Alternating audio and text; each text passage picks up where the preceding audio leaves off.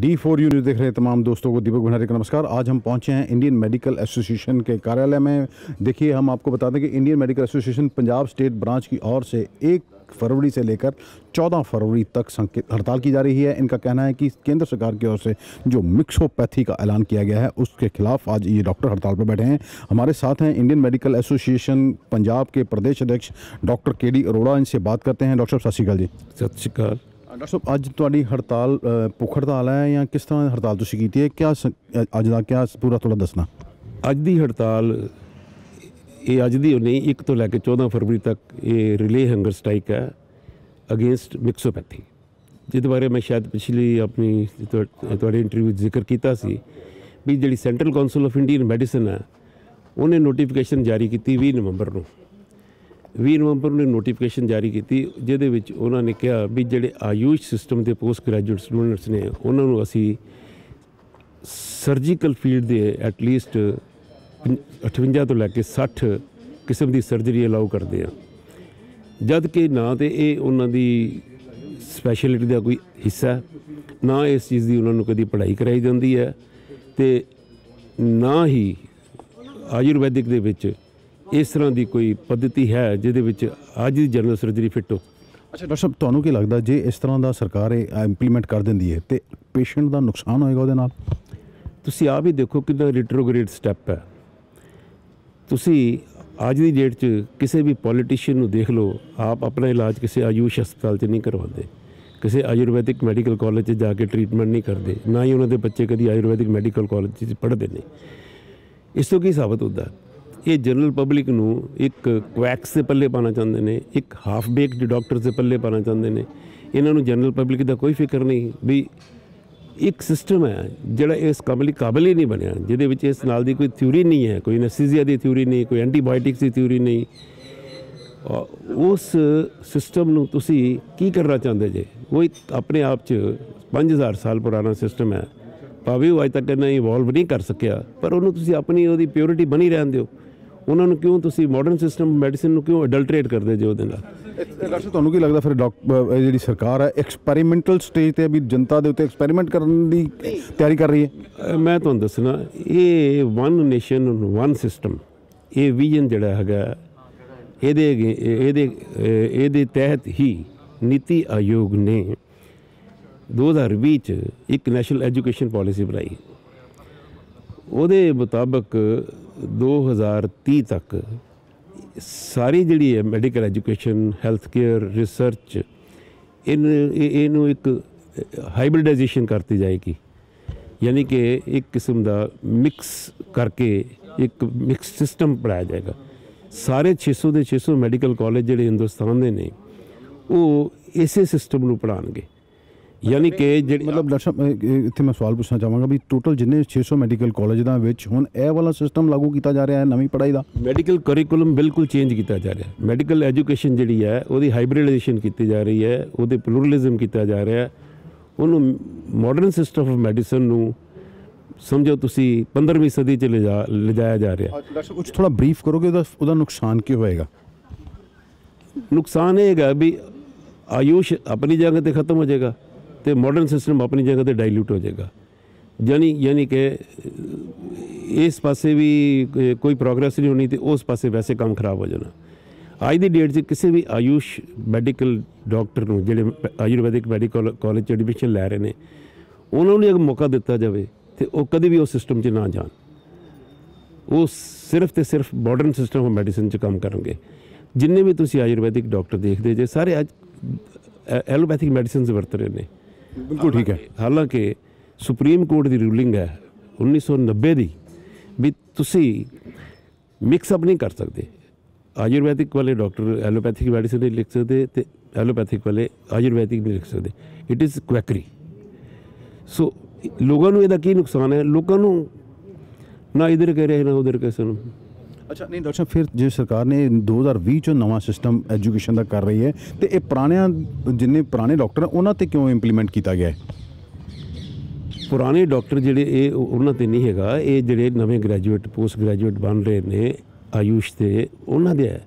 ਉਹਨਾਂ ਨੂੰ ਮਤਲਬ ਦੇ ਦਿੱਤਾ ਗਈ ਹੈ ਖੁੱਲ੍ਹ ਵੀ ਤੁਸੀਂ ਰੱਜ ਕੇ ਸਰਜੀਕਲ ਪ੍ਰੈਕਟਿਸ ਕਰੋ ਅੰਡਰ ਦੀ ਹੈਡ ਆਫ ਸ਼ਲਿਆ ਚਿਕਿਤਸਾ। ਡਾਕਟਰ ਸਾਹਿਬ ਇੱਥੇ ਇੱਕ ਸਵਾਲ ਹੈ ਜੀ, ਜਿਹੜੇ ਡਾਕਟਰ ਨਵੇਂ ਬਣਨਗੇ ਆਯੂਸ਼ ਦੇ ਉਹਨਾਂ ਨੂੰ ਦੇ ਦਿੱਤੀ ਗਈ ਹੈ ਜਾਂ ਜਿਹੜੇ ਪੁਰਾਣੇ ਵੀ ਡਾਕਟਰ ਨੇ ਉਹਨਾਂ ਨੂੰ ਵੀ ਇਜਾਜ਼ਤ ਦੇ ਦਿੱਤੀ ਗਈ ਹੈ ਵੀ ਇਹ ਸਾਰੇ ਕਰਨਗੇ? ਦੇਖੋ ਸਾਰੇ ਉਹ ਪੁਰਾਣੇ ਡਾਕਟਰ ਤਾਂ ਕਰਨਗੇ ਜੇ ਉਹਨਾਂ ਨੂੰ ਆਉਂਦਾ ਹੈਗਾ ਕੁਛ ਤੇ, ਜੇ ਤੇ ਜਾਂ ਤੇ ਉਹ ਦੁਬਾਰਾ ਕੋਰਸ ਕਰਨ, MS ਕਰਨ, ਸ਼ਲਿਆ ਚਿਕਿਤਸਾ ਕਰਨ ਤੇ ਫੇਰ ਹੀ ਹੈ ਨਾ, ਔਰ ਉਹ ਕਰਨਗੇ। ਜੇ ਕਰ ਸਕਦੇ ਤੇ ਕਰ ਲੈਣਗੇ, ਉਹ ਵੀ ਕਰਨਗੇ। ਅੱਛਾ ਡਾਕਟਰ ਸਾਹਿਬ, ਤੁਹਾਡਾ ਪਹਿਲੇ ਕਿਹਾ ਗਿਆ ਸੀਗਾ ਵੀ ਅਸੀਂ ਹੜਤਾਲ ਦਿੱਲੀ ਜਾ ਕੇ ਕਰਾਂਗੇ, ਜੰਤਰ ਮੰਤਰ ਤੇ ਹੜਤਾਲ ਕਰਾਂਗੇ, ਤੇ ਕੀ ਗੱਲ ਜੰਤਰ ਮੰਤਰ ਤੇ ਜਾਣ ਦਾ ਪ੍ਰੋਗਰਾਮ ਕੈਂਸਲ ਹੋ ਗਿਆ ਜੀ? ਨਹੀਂ, ਉਹ ਇਸ ਤਰ੍ਹਾਂ ਹੈਗਾ ਵੀ ਹਰ ਸਟੇਟ 'ਚ 2 ਦਿਨ, ਕੁਝ ਸਟੇਟਾਂ ਦੀ ਵਾਰੀ ਪਹਿਲੀ ਤਰੀਕ ਨੂੰ, ਕਿਸੇ ਦੀ 6 ਨੂੰ, ਸਾਡੀ ਨੂੰ 7 ਤੇ 8 ਤਰੀਕ ਦਿੱਲੀ ਦੇ ਵਿੱਚ ਹੈ ਸਟ੍ਰਾਈਕ। ਤੁਸੀਂ 7 ਤੇ 8 ਨੂੰ ਦਿੱਲੀ ਜਾਓਗੇ? ਪੰਜਾਬ ਨੂੰ 7 ਤੇ 8 ਤਰੀਕ ਐਲੋਕੇਟ ਹੋਈ ਹੈ। ਅੱਛਾ, ਤੇ ਡਾਕਟਰ ਸਾਹਿਬ ਅੱਜ ਬਹੁਤ ਜ਼ਿਆਦਾ ਵੈਸੇ ਤੇ ਡਾਕਟਰ ਨੇ ਤੁਹਾਡੇ IMA ਦੇ ਬੜੇ ਮੈਂਬਰ ਨੇ, 1000 ਤੋਂ ਜ਼ਿਆਦਾ ਡਾਕਟਰ ਬੜੇ ਥੋੜ੍ਹੇ ਆਏ ਹੈ। ਇਹ ਡਾਕਟਰ ਸਵੇਰੇ ਤੇ ਕਾਫੀ ਸੀ, ਪਰ ਹੁਣ ਕਿਉਂਕਿ ਵਰਕਿੰਗ ਡੇ ਹੈ ਨਾ ਅੱਜ, ਗਵਰਨਮੈਂਟ ਡਾਕਟਰ ਤੇ ਸਵੇਰੇ ਆ ਕੇ ਚਲੇ ਗਏ ਵਿਚਾਰੇ 2-2 ਘੰਟੇ ਬੈਠ ਕੇ, ਹੁਣ ਦੁਬਾਰਾ ਆਉਣਗੇ, ਸ਼ਾਮ ਤੱਕ ਬੈਠਣਾ ਅਸੀਂ ਕਿਹੜਾ ਹੁਣੇ ਚਲੇ ਜਾਣਾ। ਇਸ ਤਰ੍ਹਾਂ ਹੀ ਅਸੀਂ 2 ਦਿਨ ਅੰਮ੍ਰਿਤਸਰ ਨੂੰ ਐਲੋਕੇਟ ਕੀਤੇ, ਇੱਕ ਪਹਿਲੀ ਤਰੀਕ, ਇੱਕ 8 ਤਰੀਕ। ਇਹ ਰਿਲੇ ਹੰਗਰ ਸਟ੍ਰਾਈਕ ਹੈ ਨਾ, ਜਿਸ ਤਰ੍ਹਾਂ ਪੰਜਾਬ, ਅੰਮ੍ਰਿਤਸਰ, ਮੋਹਾਲੀ, ਮਾਨਸਾ। ਤੇ ਡਾਕਟਰ ਸਾਹਿਬ ਇਸ ਦੌਰਾਨ ਤੁਸੀਂ ਬਿਲਕੁਲ ਪਾਣੀ ਵੀ ਨਹੀਂ ਪੀਓਗੇ? ਹੰਗਰ ਸਟ੍ਰਾਈਕ ਦਾ ਮਤਲਬ? ਨਹੀਂ, ਇਟ ਇਜ਼ ਨਾਟ ਦੈਟ। ਪਾਣੀ ਪੂਣੀ ਸ਼ਾਇਦ ਅਸੀਂ ਪੀਣਗੇ ਸਾਰੇ, ਪਾਣੀ ਤੇ ਬਗੈਰ ਤੇ ਬਾਹਰ ਬੈਠਾ ਵੀ ਨਹੀਂ ਜਾ ਸਕਦਾ। ਬਾਕੀ ਖਾਣਾ ਖੁਣਾ ਕੋਈ ਨਹੀਂ ਖਾਏਗਾ।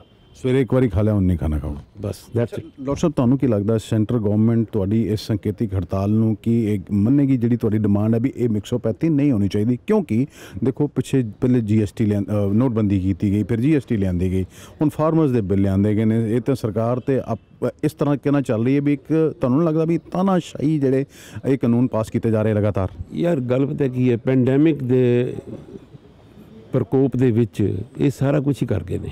ਤੁਹਾਨੂੰ ਪਤਾ ਹੈ ਪੈਂਡੈਮਿਕ ਦੇ ਵਿੱਚ ਫਾਰਮਰਸ ਬਿੱਲ ਆਏ ਨੇ, ਜਿਹੜੇ NRC CA ਜੋ ਵੀ ਸੀ, ਇਹ ਉਸ ਤੋਂ ਪਹਿਲੇ ਵੀ ਲੱਗਾ ਤੇ ਪੈਂਡੈਮਿਕ 'ਚ ਹੋਰ ਜ਼ੋਰ ਫੜ ਗਿਆ। ਪਰ ਦਿਸ ਗਵਰਨਮੈਂਟ ਇਜ਼ ਵੈਰੀ ਇਨਸਟੈਂਜੀਅਸ। ਇਹਨੂੰ ਮਨਾਉਣਾ ਬਹੁਤ ਔਖਾ ਹੈ। ਇਹ ਹੁਣ ਸੈਂਟਰਲ IMA ਦੀ ਇੰਟਰੈਕਸ਼ਨਸ ਨੇ, ਉਹਨਾਂ ਨੇ ਕੁਝ ਸੋਚ ਕੇ ਹੀ ਸਟੈਪ ਲਿਆ। ਹੋ ਸਕਦਾ ਅਸਰ ਹੋ ਜਾਵੇ ਕਿਧਰ। ਡਾਕਟਰ ਸਾਹਿਬ ਤੁਹਾਨੂੰ ਲੱਗ ਰਿਹਾ ਵੀ ਸਰਕਾਰ ਤਾਨਾਸ਼ਾਹੀ ਤੇ ਉਤਰ ਆਈ ਹੈ ਵੀ ਆਪਣੀ ਮਰਜ਼ੀ ਜੋ ਮਰਜ਼ੀ ਕਰੀ ਜਾਂਦੀ ਹੈ? ਮੈਂ ਪੋਲੀਟੀਕਲ ਸਟੇਟਮੈਂਟ ਨਹੀਂ ਦੇਣੀ ਚਾਹੂੰਗਾ, ਪਰ ਜੋ ਲੱਗਦਾ ਪਿਆ ਉਹ ਹਾਲਾਤ ਤੁਹਾਨੂੰ ਸਾਰਿਆਂ ਨੂੰ ਪਤਾ ਹੀ ਨੇ ਵੀ ਅੱਗੋਂ ਕੀ ਨੇ। ਅੱਗੋਂ ਆਉਣ ਵਾਲਾ ਸਮਾਂ, coming events cast their shadows before. ਤੁਸੀਂ ਫਾਰਮਰ ਸਟ੍ਰਾਈਕ ਤੋਂ ਸਭ ਕੁਝ ਦੇਖ ਸਕਦੇ ਜੀ।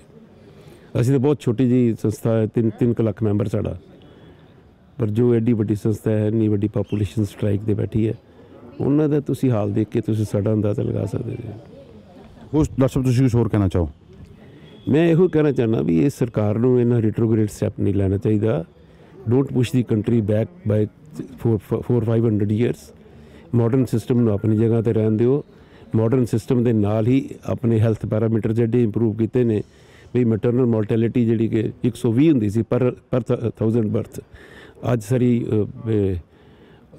3-4 ਤੇ ਰਹਿ ਗਈ ਹੈ।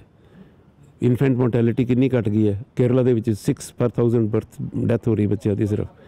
ਸੋ ਜੋ ਕਮਾਲ ਹੈ ਮਾਡਰਨ ਮੈਡੀਸਨ ਦਾ, ਉਹਨੂੰ ਆਪਣਾ ਕੰਮ ਕਰਨ ਦਿਓ, ਹਰ ਇੱਕ ਨੂੰ ਆਜ਼ਾਦੀ ਨਾਲ ਚੱਲਣ ਦਿਓ, ਕਿਉਂਕਿ this is the freedom of work enshrined in the constitution.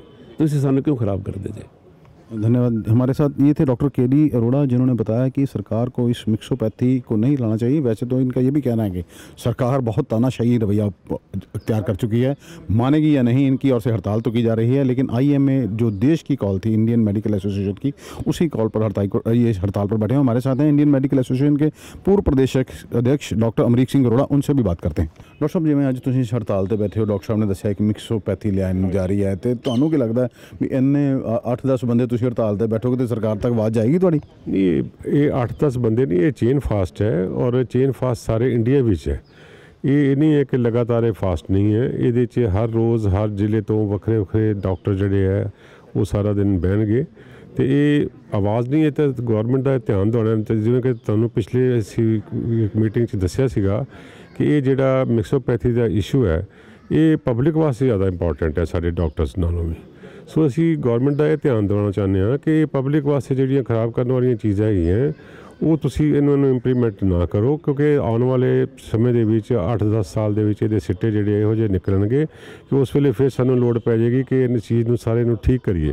ਸੋ ਉਸ ਧਿਆਨ ਦਿਵਾਉਣ ਵਾਸਤੇ ਅਸੀਂ ਫਾਸਟ ਕਰ ਰਹੇ ਹਾਂ। ਅਸੀਂ ਕੋਈ ਆਪਣੇ ਕਿਸੇ ਰਾਈਟ ਵਾਸਤੇ ਕਿਸੇ ਮੰਗ ਵਾਸਤੇ ਫਾਸਟ ਨਹੀਂ ਕਰ ਰਹੇ। ਡਾਕਟਰ ਸਾਹਿਬ ਮੇਰਾ ਫਿਰ ਪਹਿਲੇ ਵੀ ਸਵਾਲ ਹੈ, ਦੇਖੋ ਜੀ ਬੜਾ ਇੱਕ ਦਰਸ਼ਕ ਜਾਣਨਾ ਚਾਹੁੰਦੇ ਆ, ਆਯੂਸ਼ ਦੀ ਜਿਹੜੀ ਪੱਧਤੀ ਮਿਕਸੋਪੈਥੀ ਕੀਤੀ ਜਾ ਰਹੀ ਹੈ, ਉਹਨਾਂ ਨੂੰ 58 ਸਰਜਰੀਆਂ ਕਰਨ ਦੀ ਇਜਾਜ਼ਤ ਦਿੱਤੀ ਜਾ ਰਹੀ ਹੈ। ਇਹ ਜਿਹੜੇ ਹੁਣ 2020 ਤੋਂ ਜਿਹੜੇ ਡਾਕਟਰ ਬਣਨਗੇ BMS ਉਹਨਾਂ ਲਈ ਹੈ, ਜਾਂ ਜਿਹੜੇ ਪੁਰਾਣੇ BMS ਡਾਕਟਰ ਨੇ ਉਹਨਾਂ ਨੂੰ ਵੀ ਇਹ ਇਜਾਜ਼ਤ ਦੇ ਦਿੱਤੀ ਗਈ, ਜਾਂ ਉਹਨਾਂ ਨੂੰ ਕੁਝ ਕੋਰਸ ਕਰਵਾਏ ਜਾਣਗੇ? ਗੌਰਮੈਂਟ ਨੇ ਤਾਂ ਇਹੀ ਅਨਾਉਂਸ ਕੀਤਾ ਹੈ ਕਿ ਅਸੀਂ ਬ੍ਰਿਜ ਕੋਰਸ ਕਰਾਵਾਂਗੇ, ਜਿਸ ਤਰ੍ਹਾਂ ਹੋਰਨਾਂ ਸਾਡੇ ਸਿਸਟਮ ਦੇ ਵਿੱਚ ਵੀ ਕਰ ਰਹੇ ਨੇ, ਕਿ ਬ੍ਰਿਜ ਕੋਰਸ ਕਰਾ ਕੇ ਅਸੀਂ ਉਹਨਾਂ ਨੂੰ 6 ਮਹੀਨੇ ਦੇ ਬ੍ਰਿਜ ਕੋਰਸ ਤੋਂ ਬਾਅਦ ਇਹ ਚੀਜ਼ਾਂ ਅਲਾਉ ਕਰਾਂਗੇ। ਇਸ ਦਾ ਇੰਡਾਇਰੈਕਟਲੀ ਮਤਲਬ ਇਹੀ ਹੈ ਕਿ ਜਿਹੜੇ ਪੁਰਾਣੇ ਵੀ BMS ਕੁਆਲੀਫਾਈਡ ਡਾਕਟਰਸ ਨੇ ਉਹਨਾਂ ਨੂੰ ਵੀ ਇਹ ਜਿਹੜੀ ਪਰਮਿਸ਼ਨ ਦਿੱਤੀ ਜਾਏਗੀ। ਅੱਛਾ ਡਾਕਟਰ, ਤੁਹਾਨੂੰ ਫਿਰ ਇਹ ਨਹੀਂ ਲੱਗਦਾ ਵੀ ਸਰਕਾਰ ਨੂੰ ਹੋਰ ਮੈਡੀਕਲ ਕਾਲਜ ਖੋਲ੍ਹਣ ਦੀ ਬਜਾਏ ਸਰਕਾਰ ਆਪਣੀ ਜ਼ਿੰਮੇਵਾਰੀਆਂ ਤੋਂ ਭੱਜ ਰਹੀ ਹੈ ਅਤੇ ਇਸ ਕਰਕੇ ਇਹ ਸਾਰਾ ਸਿਸਟਮ ਕੀਤਾ ਜਾ ਰਿਹਾ? ਕਿਉਂਕਿ ਪਰ ਜੇ ਅਸੀਂ ਗੱਲ ਕਰੀਏ ਕਿ ਕੁਝ ਪਾਪੂਲੇਸ਼ਨ ਦੇ ਪਿੱਛੇ ਜਿੰਨੇ ਡਾਕਟਰ ਹੋਣੇ ਚਾਹੀਦੇ ਆ, ਉਹ ਡਾਕਟਰ ਬਹੁਤ ਸਾਲਾਂ ਤੋਂ ਪ੍ਰੋਡਿਊਸ ਹੀ ਨਹੀਂ ਹੋ ਪਾ ਰਹੇ। ਤੁਹਾਡੀ ਇਹ ਗੱਲ ਬਿਲਕੁਲ ਠੀਕ ਹੈ। ਸਰਕਾਰ ਐਜੂਕੇਸ਼ਨ ਨੂੰ ਬਿਲਕੁਲ ਪ੍ਰਾਈਵੇਟਾਈਜ਼ ਕਰਕੇ ਔਰ ਮੈਡੀਕਲ ਐਜੂਕੇਸ਼ਨ ਨੂੰ ਇੰਨੀ ਮਹਿੰਗੀ ਕਰਕੇ ਆਪ ਹੀ ਇਸ ਚੀਜ਼ ਤੋਂ ਭੱਜ ਰਹੀ ਹੈ। ਨਵੇਂ ਮੈਡੀਕਲ ਕਾਲਜ ਗੌਰਮੈਂਟ ਆਪਣੇ ਤੌਰ 'ਤੇ ਨਹੀਂ ਖੋਲ੍ਹ ਰਹੀ, ਪ੍ਰਾਈਵੇਟ ਪਾਰਟੀਆਂ ਨੂੰ ਕਹਿ ਰਹੀ ਹੈ ਕਿ ਤੁਸੀਂ ਖੋਲ੍ਹੋ, ਔਰ ਉਹ ਪ੍ਰਾਈਵੇਟ ਜਿਹੜੇ ਖੋਲ੍ਹਦੇ ਆ ਉਹਨਾਂ ਨੂੰ ਫਿਰ ਕਾਸਟ, ਕਿਉਂਕਿ ਗੌਰਮੈਂਟ ਦੀ ਕਾਸਟ ਉਸ ਦੀ ਕਾਸਟ 'ਚ ਬਹੁਤ ਫਰਕ ਹੈ। ਇਸ ਲਈ ਡਾਕਟਰਾਂ ਦੀ ਜਿਹੜੀ ਅੱਗੋਂ ਨਵੀਂ ਪੀੜ੍ਹੀ ਹੈ ਉਹਨੂੰ ਬਹੁਤ ਹੈਵੀ ਚਾਰਜਸ ਦੇ ਕੇ ਡਾਕਟਰ ਬਣਨਾ ਪਏਗਾ, ਔਰ ਹੌਲੀ ਹੌਲੀ ਕੀ ਹੋਏਗਾ ਕਿ ਇਸ ਬ੍ਰਾਂਚ ਦੇ ਵਿੱਚ ਲੋਕਾਂ ਦਾ ਇੰਟਰਸਟ ਹੀ ਜਿਹੜਾ ਬਹੁਤ ਘੱਟ ਜਾਏਗਾ। ਸੋ ਅਲਟੀਮੇਟਲੀ ਉਹਦੇ ਵਿੱਚ ਵੀ ਨੁਕਸਾਨ ਕਿਹਦਾ, ਉਹਦੇ ਵਿੱਚ ਫਿਰ ਨੁਕਸਾਨ ਜਿਹੜਾ ਪਬਲਿਕ ਦਾ, ਜਿਹੜਾ ਅਸੀਂ ਇੰਨਾ ਪੁਰਾਣਾ ਟਾਰਗੇਟ ਲੈ ਕੇ ਬੈਠੇ ਹਾਂ ਕਿ ਇੰਨੀ ਪਾਪੂਲੇਸ਼ਨ ਪਿੱਛੇ ਇੰਨੇ ਡਾਕਟਰ ਚਾਹੀਦੇ ਆ, ਉਹ ਤਾਂ ਹੋਰ ਘੱਟ ਜਾਣਗੇ। ਗੌਰਮੈਂਟ ਦੀ ਇਹ ਇੱਕ ਗਲਤ ਸੋਚ ਹੈ ਕਿ ਅਸੀਂ ਇਹਨਾਂ ਡਾਕਟਰਾਂ ਨੂੰ ਨਾਲ ਲਾ ਕੇ ਤੇ ਉਹ ਡਾਕਟਰ ਦਾ ਪ੍ਰਪੋਰਸ਼ਨ ਜਿਹੜਾ ਪੂਰਾ ਕਰ ਦਿਆਂਗੇ। ਅੱਛਾ ਡਾਕਟਰ ਸਾਹਿਬ, ਤੋਂ ਦੇਖਣ 'ਚ ਆਇਆ, ਅਸੀਂ ਵੀ ਦੇਖਿਆ ਵੀ ਇੱਕ MBBS ਬਣਨ ਵਾਸਤੇ ਹੁਣ ਜੇ ਕੋਈ ਪ੍ਰਾਈਵੇਟ ਮੈਡੀਕਲ ਕਾਲਜ ਦੀ ਗੱਲ ਕਰੀਏ ਤਾਂ ਕਰੀਬ ਜੇ 15 ਲੱਖ ਰੁਪਏ ਫੀਸ ਹੈ, ਅਤੇ 5 ਸਾਲਾਂ ਦੇ ਵਿੱਚ 75 ਲੱਖ ਫੀਸ ਪਲੱਸ 25 ਕਰੋੜ ਰੁਪਏ ਚਾਹੀਦਾ ਹੈ। ਫਿਰ ਉਸ ਤੋਂ ਬਾਅਦ PG ਕਰਨੀ, ਫਿਰ MCH ਦਾ ਜਿਹੜਾ ਜ਼ਮਾਨਾ, ਅਤੇ ਕਾਮਨ ਬੰਦਾ ਕਿਸ ਤਰ੍ਹਾਂ ਆਪਣੇ ਬੱਚਿਆਂ ਨੂੰ ਪੜ੍ਹਾ ਸਕੇਗਾ? ਬਿਲਕੁਲ, ਮੈਂ ਤੁਹਾਨੂੰ ਇਹੀ ਜ਼ਿਕਰ ਕਰ ਰਿਹਾ ਕਿ ਲੋਕਾਂ ਦਾ ਇਹ ਇੰਟਰਸਟ ਹੀ ਖਤਮ ਹੋ ਜਾਏਗਾ ਡਾਕਟਰੀ ਵਾਸਤੇ। ਤਾਂ ਕਿਉਂ? ਇੱਕ ਪਾਸੇ ਅਸੀਂ ਕਹਿੰਦੇ ਹਾਂ ਕਿ ਡਾਕਟਰੀ ਜਿਹੜੀ ਹੈ, ਜਿਸ ਤਰ੍ਹਾਂ ਅਸੀਂ ਕਹਿੰਦੇ ਹਾਂ ਕਿ ਬੜਾ ਉੱਤਮ ਜਿਹੜਾ ਪ੍ਰੋਫੈਸ਼ਨ ਹੈ, ਬਿਲਕੁਲ ਨੀਅਰ ਟੂ ਗੋਡ ਹੈ, ਉਹ ਚੀਜ਼ਾਂ ਕਿੱਥੋਂ ਪੋਸੀਬਲ ਹੋਣਗੀਆਂ ਜੇ ਅਸੀਂ ਕਰੋੜਾਂ ਰੁਪਏ ਖਰਚ ਕੇ ਪਹਿਲਾਂ ਹੀ ਆਪਣੇ ਬੱਚਿਆਂ ਨੂੰ ਪੜ੍ਹਾਵਾਂਗੇ। ਉਹਨਾਂ ਬੱਚਿਆਂ ਵਿੱਚ ਪਹਿਲਾਂ ਹੀ ਇਹ ਸੈਂਸ ਆ ਜਾਏ ਕਿ ਅਸੀਂ ਕਰੋੜਾਂ ਰੁਪਏ ਖਰਚ ਕੇ ਇਹੀ ਪੈਸਾ ਕਿਸੇ ਬਿਜ਼ਨਸ ਖਰਚਿਆ ਹੁੰਦਾ ਮੇਰੇ ਮਾਂ ਪਿਓ ਨੇ, ਜਾਂ ਕਿਸੇ ਹੋਰ ਪਾਸੇ ਖਰਚਿਆ ਹੁੰਦਾ, ਸ਼ਾਇਦ ਮੈਂ ਬਹੁਤ ਕਮਾਈ ਕਰਦਾ, ਔਰ ਉਸੇ ਲਾਲਚ ਨੇ ਅੱਜ ਵੀ ਸਾਡੇ ਪ੍ਰੋਫੈਸ਼ਨ ਨੂੰ ਖਰਾਬ ਕੀਤਾ ਹੈ। ਅੱਛਾ ਡਾਕਟਰ ਸਾਹਿਬ, ਤੁਸੀਂ ਫਾਰਮਰਸ ਦੇ ਅੰਦੋਲਨ ਨੂੰ ਕਿਸ ਤਰ੍ਹਾਂ ਦੇਖਦੇ ਹੋ? ਬੜੀ ਲੰਬੇ ਦੇਰ ਤੋਂ ਸਟ੍ਰਾਈਕ ਚੱਲ ਰਹੀ ਹੈ, ਫਾਰਮਰ ਆਪਣੀ ਡਿਮਾਂਡ 12 ਵਾਰੀ ਮੀਟਿੰਗ ਹੋ ਚੁੱਕੀ ਹੈ, ਤੁਹਾਡਾ ਕੀ ਕਹਿਣਾ, ਕਿਸ ਤਰ੍ਹਾਂ ਦੇਖਦੇ ਹੋ ਤੁਸੀਂ? ਦੇਖੋ, ਅਸੀਂ ਜਿੱਥੋਂ ਤੱਕ ਫਾਰਮਰਸ ਦਾ ਅੰਦੋਲਨ ਹੈ ਉਹਦੇ ਵਿੱਚ ਤੇ ਅਸੀਂ ਭਾਵੇਂ ਸਾਡਾ ਤੇ ਡਾਕਟਰੀ ਤੌਰ 'ਤੇ ਤਾਂ ਇਹ ਹੈਗਾ ਕਿ ਇੰਨੇ ਸਖਤ ਹਾਲਤਾਂ ਵਿੱਚ, ਇੰਨੀਆਂ ਸਰਦੀਆਂ ਵਿੱਚ, ਇੰਨੇ ਬਜ਼ੁਰਗ, ਇੰਨੇ ਸਾਡੇ ਬੱਚੇ, ਮਾਵਾਂ ਭੈਣਾਂ ਸਾਰੇ ਇੰਨੇ ਔਡ ਐਟਮੋਸਫੀਅਰ 'ਚ ਬੈਠੇ ਹਨ ਜਿੱਥੇ ਕਿ ਅਸੀਂ ਇੱਕ ਦਿਨ ਨਹੀਂ ਬਹਿ ਸਕਦੇ। ਸੋ ਉਹ ਜਿਸ ਕਾਰਨ ਲਈ ਬੈਠੇ ਹਨ, ਗੌਰਮੈਂਟ ਉਹਨੂੰ ਜ਼ਰੂਰ ਸੋਚਣਾ ਚਾਹੀਦਾ ਹੈ, ਕਿਉਂਕਿ ਆਫਟਰ ਆਲ ਜਿਸ ਤਰ੍ਹਾਂ ਅਸੀਂ ਕਹਿੰਦੇ ਹਾਂ ਕਿ ਉਹ ਅੰਨਦਾਤਾ ਹੈ, ਉਹ ਅੰਨਦਾਤਾ ਹੈ, ਸਿਰਫ ਸਾਡਾ ਨਹੀਂ ਹੈ, ਪੋਲੀਟੀਸ਼ੀਅਨ ਦਾ ਨਹੀਂ ਹੈ, ਹੋਰ ਕਿਸੇ ਸੈਕਸ਼ਨ ਦਾ ਨਹੀਂ, ਸਾਰਿਆਂ ਦਾ ਅੰਨਦਾਤਾ ਹੈ। ਸੋ ਉਹ ਅੰਨਦਾਤੇ ਦੀ ਅਸੀਂ ਅੱਜ ਇੰਨੀ ਡਿਸਰਿਸਪੈਕਟ ਕਰ ਦਿੱਤੀ, ਇੰਨਾ ਉਹਨੂੰ ਖਰਾਬ ਕਰ ਰਹੇ ਹਾਂ, ਅਤੇ ਆਉਣ ਵਾਲੇ ਸਮੇਂ ਦੇ ਵਿੱਚ ਉਹਨਾਂ ਦੀਆਂ ਜਿਹੜੀਆਂ ਪੀੜ੍ਹੀਆਂ ਅੱਗੋਂ ਉਹਨਾਂ ਮਨ 'ਚ ਕੀ ਆਏਗਾ ਕਿ ਅਸੀਂ ਇਸ ਦੇਸ਼ ਵਾਸਤੇ ਕਾਲ ਕਰ ਰਹੇ ਹਾਂ। ਸੋ ਗੌਰਮੈਂਟ ਨੂੰ ਇਹਨੂੰ ਜ਼ਰੂਰ ਜਲਦੀ ਇਸ ਨੂੰ ਠੀਕ ਕਰਨਾ ਚਾਹੀਦਾ। ਡਾਕਟਰ ਸਾਹਿਬ, ਤੁਹਾਡੀ ਸਮਝ ਕੀ ਜਿਹੜਾ 26 ਜਨਵਰੀ ਨੂੰ ਜਿਹੜਾ ਐਪੀਸੋਡ ਆਇਆ, ਕਿ ਉੱਥੇ ਤਿਰੰਗੇ ਦਾ ਅਪਮਾਨ ਕੀਤਾ ਗਿਆ? ਦੇਖੋ, ਇਸ ਬਾਰੇ ਅਸੀਂ ਕੁਛ ਨਹੀਂ ਕਹਿ ਸਕਦੇ, ਕਿਉਂਕਿ ਇਹ ਸਾਰਾ ਗੌਰਮੈਂਟ ਦੇ ਜੋ ਏਜੰਸੀਆਂ ਲੱਗੀਆਂ ਹੋਈਆਂ ਉਹਨੂੰ ਸਾਰੀ ਪ੍ਰੋਬ ਕਰਨ ਵਾਸਤੇ, ਇਹ ਉਹਨਾਂ ਪ੍ਰੋਬ ਤੋਂ ਬਾਅਦ ਪਤਾ ਲੱਗੇਗਾ ਕਿ ਕੀ ਗੱਲ ਸੀ। ਇਹ ਬਾਰੇ ਸਾਡਾ ਨਿਸ਼ਾਨ ਸਾਹਿਬ ਚੜਾਉਣਾ ਤੇ ਕੋਈ ਗਲਤ ਨਹੀਂ ਸੀ ਕਿਤੇ ਵੀ, ਉੱਥੇ ਨਿਸ਼ਾਨ ਸਾਹਿਬ ਤੇ ਸਿੱਖ ਮਰਿਆਦਾ ਦਾ ਪ੍ਰਤੀਕ ਹੈ। ਦੇਖੋ, ਉਹਦੇ ਵਾਸਤੇ ਬਾਰ-ਬਾਰ ਸਾਡੀਆਂ ਜਿਹੜੀਆਂ ਸੰਸਥਾਵਾਂ ਨੇ, ਕਿਸਾਨਾਂ ਦੇ ਮੋਰਚੇ, ਸਾਰੇ ਇਸ ਬਾਰੇ ਦੱਸ ਚੁੱਕੇ ਨੇ, ਪਰ ਪਤਾ ਨਹੀਂ ਇਹ ਕਿਉਂ ਇਹ ਚੀਜ਼ ਜਿਹੜੀ ਹੈ ਇਸ ਨੂੰ ਜ਼ਿਆਦਾ ਡਰੈਗ ਕੀਤਾ ਜਾ ਰਿਹਾ ਹੈ। ਔਰ ਹੈ ਤੇ ਠੀਕ ਹੈ ਕਿ ਕਿਸੇ ਨੈਸ਼ਨਲ ਸਾਡੇ ਤਿਰੰਗੇ ਝੰਡੇ ਦੀ ਜਿਹੜੀ ਸ਼ਾਨ ਹੈ ਉਹ ਸਾਡੇ ਵਾਸਤੇ ਸਾਰੀ ਪ੍ਰਾਇਓਰਿਟੀ ਹੈ, ਪਰ ਐਟ ਦੀ ਸੇਮ ਟਾਈਮ ਜਿਹੜੇ ਇਹ ਸਾਰੇ ਇਵੈਂਟ ਨੇ ਇਹ ਕਿਸ ਤਰ੍ਹਾਂ ਹੁੰਦੇ ਨੇ, ਕਿਸ ਤਰ੍ਹਾਂ ਗੁਜ਼ਰਦੇ ਨੇ ਇਹਨਾਂ ਲੋਕਾਂ ਦੇ ਵਿੱਚ, ਔਰ ਇਹ ਭਾਵਨਾਵਾਂ ਕਿਵੇਂ ਆਉਂਦੀਆਂ ਹਨ। ਅਸੀਂ ਚਾਹੁੰਦੇ ਹਾਂ ਗੌਰਮੈਂਟ ਨੂੰ ਇਹੋ ਜਿਹੇ ਸਿਸਟਮ ਕ੍ਰੀਏਟ ਕਰਨੇ ਚਾਹੀਦੇ कि ये भावनावां आउन ही ना किसी दे विच। ये थे डॉक्टर अमरीक सिंह अरोड़ा। इनका कहना है कि आज से 14 तारीख तक डॉक्टर हड़ताल पर तो बैठ गए हैं, लेकिन इन्हें उम्मीद नहीं है कि केंद्र सरकार जो मिक्सोपैथी लाई जा रही है उस पर रोल बैक करे, क्योंकि पहले नोटबंदी लाई जाती है, फिर GST लाई जाती है, फिर किसानों का बिल लाया जाता है। जिस तरह से पहले तो कोई भी विरोध नहीं हुआ है सरकार का, लेकिन जिस तरह से किसान विरोध कर रहे हैं अब हालात बदल चुके हैं, अब इनका बिल वापस होता है या नहीं। अब ये 7 और 8 तारीख को दिल्ली भी जाएंगे, वहाँ पर जंतर मंतर पर हड़ताल करेंगे। 14 तारीख तक इनकी हड़ताल जारी रहेगी। अमृतसर से D4U न्यूज़ के लिए दीपक भंडारी की खास रिपोर्ट।